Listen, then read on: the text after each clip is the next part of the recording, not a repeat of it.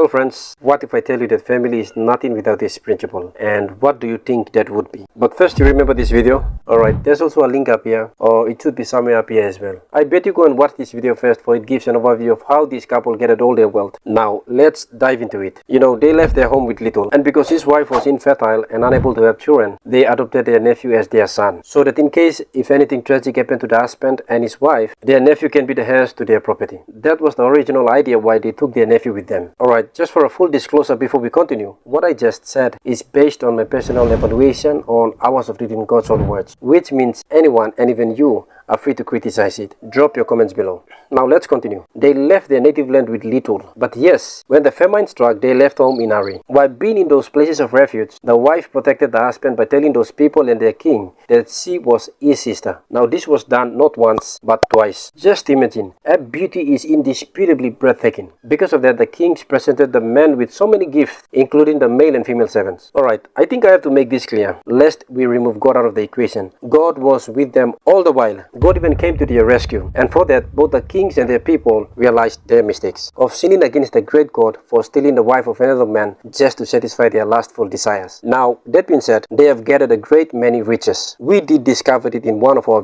this video, you can go and watch it. Now, apart from the wife helping her husband to gather all those riches, because the husband kept on loving and protecting her, even though the wife is infertile and unable to have children. What about the nephew? Yes, you heard me. I repeat, what about the nephew? Does the wife and her husband kept those riches for themselves? Are they being arrogantly selfish? Or what did they do, the husband and his wife? Alright, you see this. It turns out the nephew also became equally rich. Why?